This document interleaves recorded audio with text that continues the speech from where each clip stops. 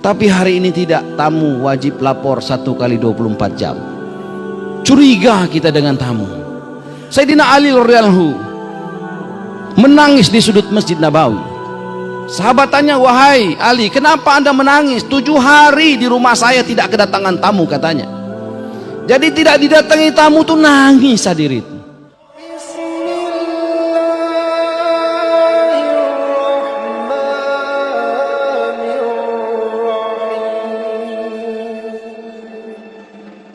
Ajari hidup cara Rasulullah, ceritakan kisah-kisah sahabat, hidupkan taklim di rumah, maka insya Allah anak kita akan keluar sebagaimana para sahabat punya anak-anak. Anaknya menjadi anak yang punya iman yang sempurna, punya yakin yang sempurna, punya keriduan Allah pada diri anak-anak para sahabat. Walaupun di sana tidak ada universitas, walaupun di zaman itu tidak ada pesantren, tetapi generasi-generasi sahabat adalah generasi-generasi terbaik hadirin.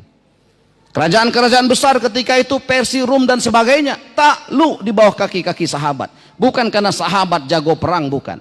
Bukan karena sahabat memiliki senjata secara canggih ketika itu, bukan. Kenapa? Karena Allah bersama mereka. Karena Allah bersama mereka. Dahulu kala, ketika kita dijajah, maka ada panglima namanya Panglima Sudirman. Panglima Sudirman itu bukan orang yang jago kungfu, bukan. Panglima Sudirman itu bukan lelaki baja, otot, kawat. Wah, bukan itu. Panglima Sudirman itu sakit-sakitan, banyaklah ditandunya. Tapi kenapa kemudian ketika itu bisa mengusir penjajah? Karena Panglima Sudirman menghidupkan sunnah Nabi. Kalau kita lihat cuplikan film-filmnya, itu selalu bawa kendi. Kendi itu bukan untuk diminum, tapi untuk menjaga wudhu. Panglima Sudirman seorang jenderal yang tidak pernah batal wudhu, hadirin sekalian. Maka ketika itulah Allah tolong. Doanya doa yang dikabulkan Allah.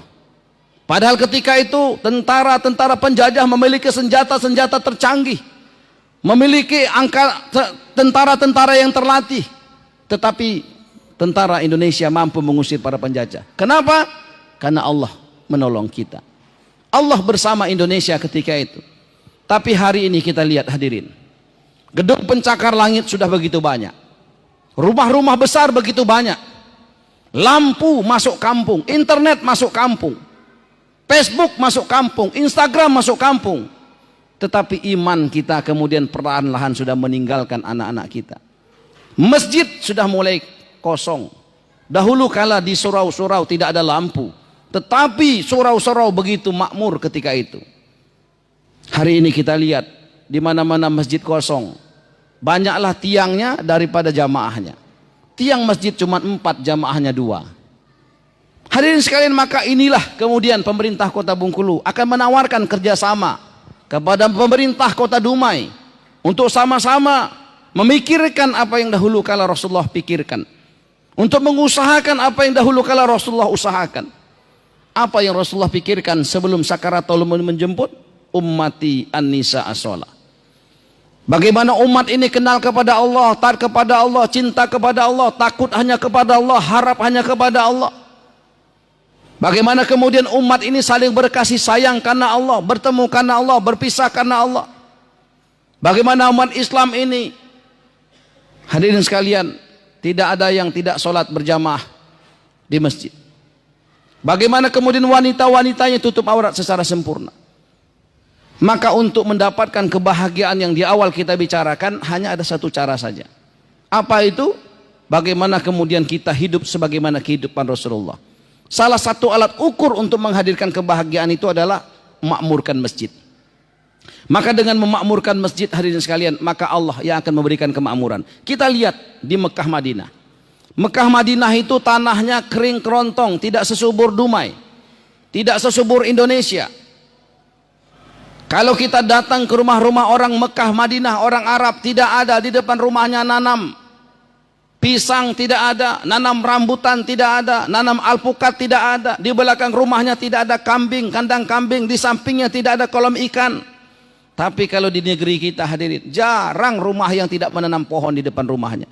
Ada rambutan, ada semangka, macam-macam jenis buah-buahan ditanam. Tapi perbedaannya, kalau kita datang ke rumah orang Arab diundang, walaupun di depan rumah tidak ada pohon rambutan, tidak ada pohon pisang, tetapi kalau kita di rumahnya disediakan buah-buahannya. Walaupun di samping rumah tidak ada kolam lele, kolam ikan, tapi kalau kita diundang di rumahnya disediakan ikan-ikan terbaik. Walaupun di belakang rumah tidak ada kandang kambing, tapi kalau kita datang ke rumahnya, maka kita dihidangkan kambing-kambing terbaik untuk disantap. Maka disitulah keberkahannya, karena orang sana memuliakan tamunya. Sama seperti datuk-datuk kita dulu. Di zaman dulu mungkin Indonesia tidak sebesar ini pembangunannya, tetapi keberkahannya luar biasa.